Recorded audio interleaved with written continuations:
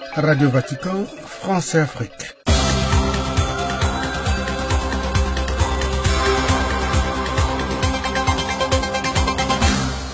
Nous allons, dans le cadre de l'actualité de l'Église, décortiquer au cours de différentes éditions de notre programme le dernier message des évêques de la République démocratique du Congo sur les conditions de vie de la population dont ils ont la charge pastorale. Pour le faire, Radio Vatican s'est entretenu avec Monseigneur Fridolin Ambongo, archevêque de Mbandaka Bikoro et vice-président de la conférence épiscopale de son pays. Aujourd'hui, ils commencent par nous parler de l'intitulé même de leur message, à savoir « Le pays va mal, debout Congolais ». Le titre en soi est tout un enseignement. Il suffit de regarder notre peuple, le peuple congolais aujourd'hui, c'est un peuple courbé. Il est courbé sous le poids de toutes sortes de vicissitudes qui sont tout simplement dues à la méchanceté de l'homme. Et cet homme, malheureusement, ce sont nos frères et sœurs, congolais et congolaises. Nous, avec notre regard de pasteur, nous disons, mais ça ne peut pas continuer comme ça. Ce peuple congolais pouvait vivre mieux. Il a tout ce qu'il faut pour vivre mieux. Mais pourquoi il ne se redresse pas conformément aux vœux de père de l'indépendance? Dressons nos fronts, longtemps courbés, et ce front va rester courbé pendant encore combien de temps? En tant que pasteur, nous ne pouvons que exhorter notre peuple à se mettre debout. Les opposants ont utilisé le même terme, debout congolais. Est-ce qu'il y a une coïncidence ou vous puisez dans la même source? Je crois que tout le monde puise à la même source. Et la source, ce n'est pas tant l'hymne national. La source, c'est la souffrance de notre peuple qui est courbé. Il suffit de regarder ce peuple, et pour peu qu'on a encore un peu de l'amour, qu'on a encore un peu de la compassion pour nos frères et sœurs, on ne peut qu'être touché par la souffrance de ce peuple qui a le dos courbé depuis très très longtemps. Dans votre message, vous parcourez alors la situation de votre pays et vous arrivez à vous poser la question, que devons-nous faire? Voilà, c'est la question que je vous pose maintenant pour développer un peu davantage et vous demander effectivement à la population de votre pays de prendre en main le destin commun. C'est que notre constat, c'est que le peuple congolais a toujours compté sur la classe politique pour son avenir. Mais le constat est là, un constat vraiment amer, qui ne pourra plus fonder son avenir, un avenir heureux, un avenir meilleur, sur ce genre de classe politique que nous avons aujourd'hui au Congo.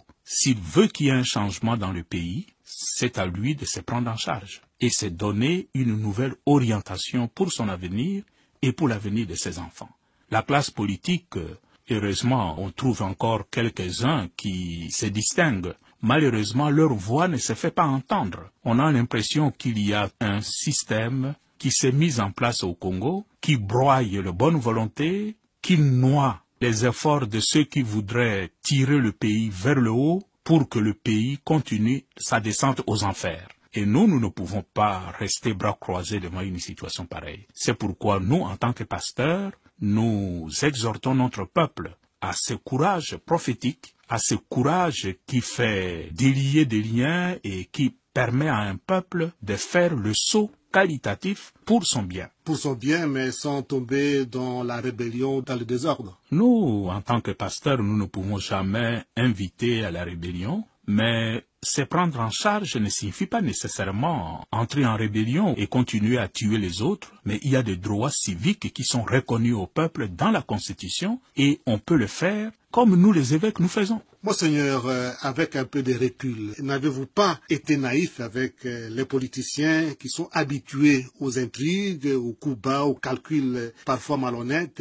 Aujourd'hui, vous vous rendez compte que peut-être vous étiez dans un océan de crocodiles politiques qui ont toujours des arrière-pensées derrière la tête et que vous, les évêques, vous vous êtes présentés là-bas comme de bons pères chrétiens. Effectivement, quand on fait la relecture d'une action sociale, on trouve toujours le pour et le contre. Et effectivement, ce que nous avons fait, il y aura certainement quelque chose à redire là-dessus, mais moi je crois que nous avions conduit cette médiation avec les meilleures bonnes intentions pour un avenir meilleur pour notre pays. Nous étions même convaincus que le pays allait dans la bonne direction et je crois que beaucoup d'éléments allaient dans ce sens-là. il y a un élément vraiment qu'il faut prendre en considération qui explique le blocage d'aujourd'hui, ou ce qu'on pourrait dire le déséquilibre dans l'équilibre qu'il y avait pendant les dialogues, c'est aussi la disparition du président Étienne Tshisekedi. C'est un élément fondamental. Et le soir de sa mort, quand nous avions reçu cette information, nous avions compris tout de suite que quelque chose allait bloquer dans la machine que nous essayons de conduire.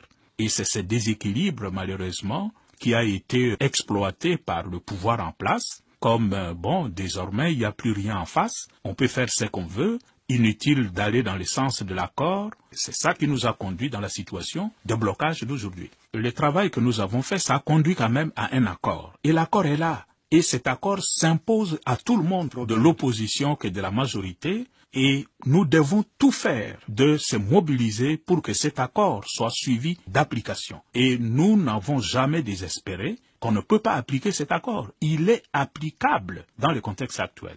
C'était Monseigneur Fridolin Ambongo, archevêque de Mbandaka Bikoro en République démocratique du Congo et vice-président de la conférence épiscopale de son pays.